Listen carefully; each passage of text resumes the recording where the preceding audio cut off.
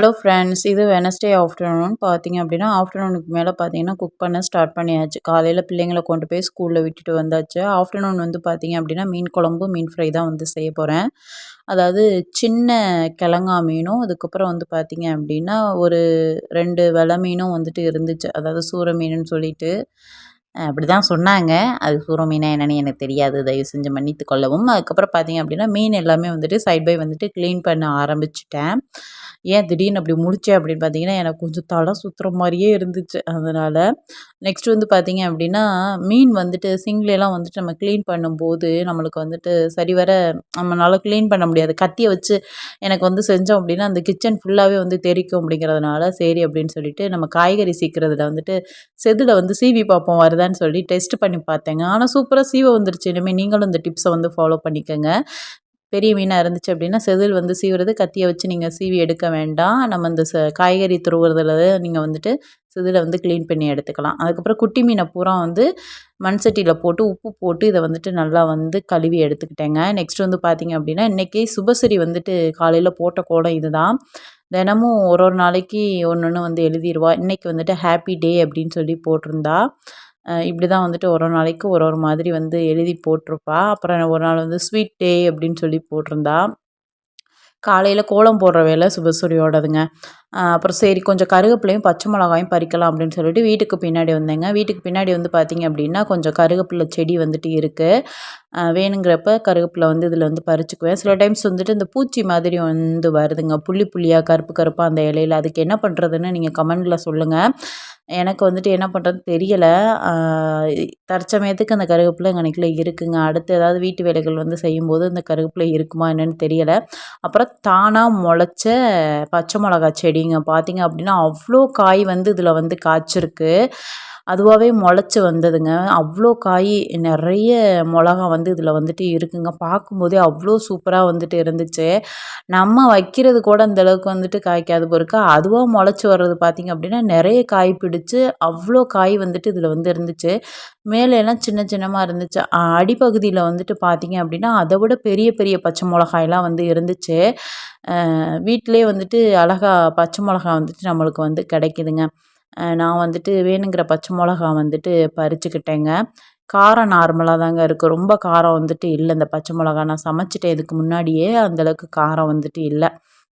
Next வந்து பார்த்தீங்க அப்படின்னா, இன்னைக்கு மீன் குழம்பு வந்துட்டு கொஞ்சம் டிஃப்ரெண்ட்டா வந்து செய்யலாம். கிராமத்து ஸ்டைல் அப்படின்னு சொல்லிட்டு, மண் சட்டியில வந்து கூட்டி வச்சு நான் மீன் குழம்பு வந்து வைக்க போறேங்க. இதில வந்து பார்த்தீங்க அப்படின்னா, மீன் குழம்புக்கு தேவையான வெள்ளைப்பூடு, வெங்காயம், பச்சை மிளகா, தக்காளி இது எல்லாத்தையுமே வந்து சேர்த்துக்கிறேன். நான் கட் பண்ணிவிட்டு அப்படியே சேர்த்துருக்கேன். நீங்க வேணும் அப்படின்னா, அம்மியில வச்சு இடிச்சுட்டு, இல்லாட்டி நச்சுட்டு நீங்க வந்து சேர்த்துக்கங்க. இப்போ தேவையான அளவு உப்பு வந்து சேர்த்துக்கிட்டேன். அதுக்கப்புறம் இதில வந்துட்டு மஞ்சத்தூள், மிளகாய்த்தூள், மல்லித்தூள், அதுக்கப்புறம் சோம்புத்தூள், என்ன தூள் உங்களுக்கு நீங்க மீன் குழம்புக்கு போடுவீங்களோ அது எல்லாமே போட்டுக்கோங்க. நான் மஞ்சத்தூள், மிளகாய்த்தூள், மல்லித்தூள் வந்து சேர்த்துட்டு, அதுக்கப்புறம் லாஸ்ட்டா கொஞ்சம் சோம்புத்தூள் வந்து இதில வந்து சேர்த்துக்கிட்டேன். சேர்த்துட்டு இது எல்லாத்தையுமே நல்லா வந்து மசிய பெசையணும். கையிலே நல்லா மசிய பெசஞ்சிட்டு, அதுக்கப்புறம் நம்ம இதில வந்துட்டு புளி தண்ணி, கருவேப்பிலை இதெல்லாம் போட்டு நம்ம வந்து குழம்ப கூட்டி வந்து வைக்க போறோம். வதக்காம இப்படி வச்சா நல்லா இருக்குமா? அப்படின்ட்டு நீங்க கேட்பீங்க. வதக்காம இந்த மாதிரியும் வச்சு பாருங்க. நல்லா தான் இருந்துச்சு. நல்லா தான் இருந்துச்சு. ஒண்ணும் டிஃப்ரெண்ட்டாலாம் ஒண்ணும் தெரியல. லாஸ்ட்டா வந்து இதில நம்ம வந்துட்டு எண்ணெய் வந்து சேர்த்துக்குவோங்க. இப்போ கருவேப்பிலைய வந்து கழுவிட்டு இதில வந்து சேர்த்துக்கிறேன். அதேமாதிரி பச்சை மிளகாயும் இதில வந்துட்டு காரத்துக்கு ஏத்த மாரி நீங்க வந்து சேர்த்துக்கங்க. ஒரு 4 டூ 5 பச்சை மிளகாய் கிட்ட நான் வந்து சேர்த்துக்கிட்டேன். அதேமாதிரி பார்த்தீங்க அப்படின்னா, இத நல்லா வந்து பெசஞ்சு விடுங்க. பெசஞ்சு விட்டுட்டு அதுக்கப்புறம் லாஸ்ட்டா நம்ம வந்து புளி வந்து கரைச்சி வச்சுருக்கோம் இல்லையா? ஒரு எலுமிச்சம்பழம் அளவுக்கு புளி, அத வந்துட்டு இதில வந்து சேர்த்துக்கங்க. எலுமிச்சம்பழம் சைஸுக்குள்ள இது நெறைய இருக்கே அப்படின்னு நீங்க கேட்பீங்க. அது ஊறும்போது அது பிரிஞ்சு வர்றதுனால அப்படி தெரியும். மத்தபடி புளி வந்துட்டு கரெக்ட்டா நீங்க வந்து பார்த்து வந்து சேர்த்துக்கங்க. புளி தண்ணி சேர்த்ததுக்கப்புறம் எல்லாத்தையும் நல்லா வந்து கலந்து விட்டுருங்க. நான் எல்லாமே வெங்காயம், வெள்ளை பூண்டெல்லாம் முழுசா வந்து போட்டிருக்கேன். நீங்க வந்துட்டு அரைச்சுட்டும் போடலாம். அப்படி இல்ல அப்படின்னா, நீங்க தட்டிட்டும் வந்து சேர்த்துக்கலாம். அம்மியில வச்சு தட்டிட்டு நீங்க அந்த மாதிரியும் கூட சேர்த்துக்கலாங்க. இப்ப அடுப்ப ஆன் பண்ணிட்டு, நம்ம வந்து கூட்டி வச்சிருக்கோம் இல்லையா மீன் குழம்புக்கு, அந்த மண் சட்டி பாத்திரத்த அப்படியே வந்துட்டு தூக்கி அடுப்புல வைக்க வேண்டியதான். நெக்ஸ்ட் இதில வந்து பார்த்தீங்க அப்படின்னா நம்ம வந்துட்டு எண்ணெய் வந்து சேர்த்துக்கிறோம். நான் வந்துட்டு இன்னைக்கு நல்லெண்ணெய் வந்து சேர்த்துக்கிட்டேன். நீங்க வேணும்னா தேங்காய் எண்ணெய் கூட வந்து சேர்த்துக்கலாம். அதுவுமே நல்லாயிருக்கும். தயிர் வந்து நைட்டு வந்து ஊற ஊத்தி வச்சுருந்தேங்க. பார்த்தீங்க அப்படின்னா, காலையிலைக்கு வந்து ரொம்ப சூப்பரா திக்கா வந்து ரெடி ஆயிடுச்சு. நான் காலையில தயிர வந்து பார்க்கல. நைட்டு ஊத்தி வச்சதோட சரி. சரி பார்ப்போம் அப்படின்ட்டு பார்க்கும்போது பார்த்திங்க அப்படின்னா நல்லாவே வந்து உறைஞ்சி வந்துருந்துச்சு. எவ்வளோக்கு திக்காக நல்லா உறைஞ்சிருக்குன்னு பாருங்கள். நம்ம சிம்பா குட்டிக்காண்டி நாங்கள் தயிர் வந்து எப்போவுமே ஊற்றி வச்சுருவோம். அதுக்கப்புறம் கொஞ்சம் மீன் மட்டும் எடுத்துக்கிட்டேன். அந்த கிழங்கா மீன்லேயே குட்டி மீன் இருக்கு இல்லையா, அது வந்துட்டு கொஞ்சம் வந்து எடுத்துக்கிட்டேன்.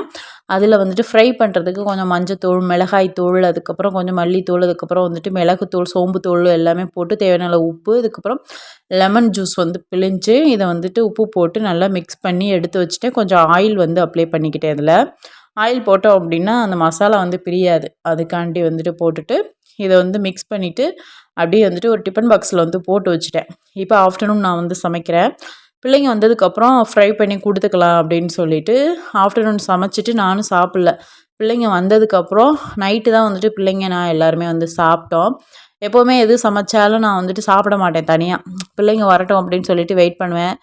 இன்கேஸ் அவங்க வர முடியாது அப்படிங்கிற பட்சத்துக்கு ஒரு நாளைக்கு நானாக தனியாக உட்காந்து வந்து சாப்பிடுவேன். எனக்கு என்னமோ ஆளுகளோடு சாப்பிட்டா தான் எனக்கு வந்துட்டு சாப்பாடு வந்துட்டு இறங்கும். தனியாக சாப்பிட்றது அந்தளவுக்கு வந்துட்டு பிடிக்காது. அப்படி தனியாக இருந்தாலும் எதுவும் அந்தளவுக்கு சமைக்க மாட்டேன். ஏதாவது ப்ரெட்டு, காஃபி, டீ அப்படின்னு போட்டு சாப்பிட்டுட்டு பேசாமல் இருந்துருவேன். அதிகமாக சமைக்க மாட்டேன். அதுக்கப்புறம் பார்த்திங்க அப்படின்னா மீனுக்கு வந்துட்டு மசாலா எல்லாமே போட்டுட்டு இதை வந்துட்டு டிஃபன் பாக்ஸில் வந்து போட்டு ஃப்ரிட்ஜில் வந்து போட்டுட்டேன். ஃப்ரீசரில் போடலை, ஃப்ரிட்ஜில் வந்து போட்டுட்டேன். ஈவினிங் பிள்ளைங்க வந்ததுக்கப்புறம் நம்ம வந்து சமைச்சு கொடுக்கலாம் அப்படின்னு சொல்லிட்டு. இந்த குட்டி மீனாக இருந்துச்சு அப்படின்னா அஸ்விதாவுக்கும் சூசரிக்கும் பிடிக்குங்க.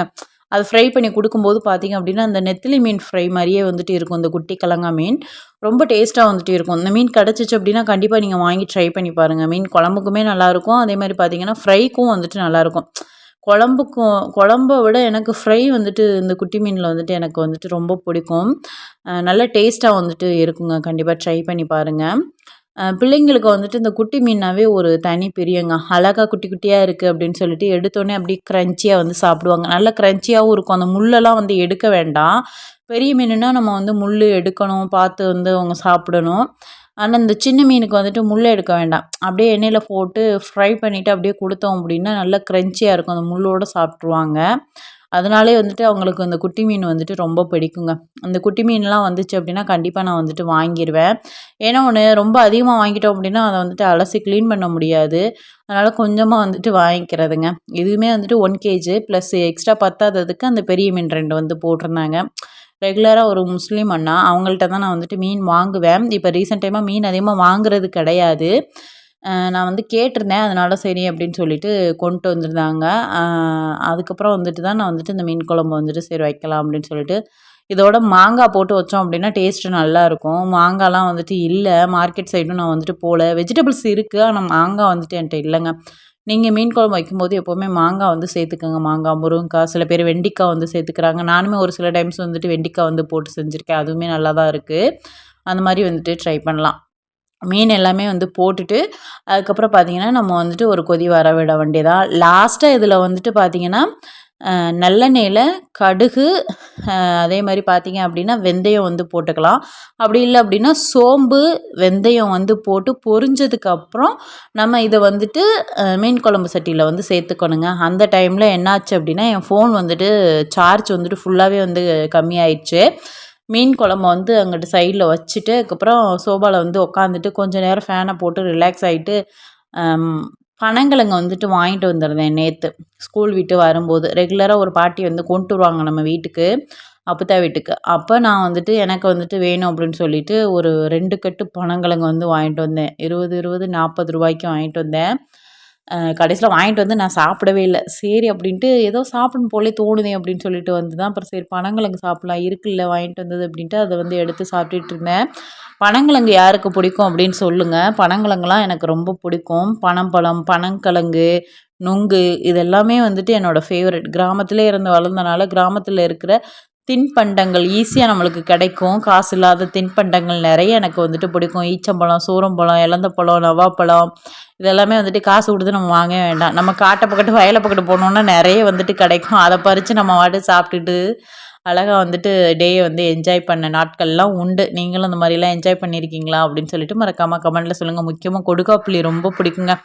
அப்புறம் ஈவினிங் போல் பிள்ளைங்க வந்தோன்னே ஃபிஷ் ஃப்ரை பண்ணிவிட்டு அப்புறம் வந்து சாப்பிட்டாச்சுங்க. ஓகே ஃப்ரெண்ட்ஸ், இதோட இந்த வீடியோ முடியுது. இந்த வீடியோ உங்களுக்கு பிடிச்சிருந்துச்சி அப்படின்னா மறக்காமல் லைக் அண்ட் சப்ஸ்கிரைப் பண்ணுங்கள். இனிமேல் மீன் வாங்குனீங்க அப்படின்னா இந்த மாதிரி ஒரு வாட்டி ட்ரை பண்ணி பாருங்கள். இதோட டேஸ்ட்டுமே ரொம்ப சூப்பராக வந்துட்டு இருந்துச்சுங்க. கண்டிப்பாக ட்ரை பண்ணி பாருங்கள்.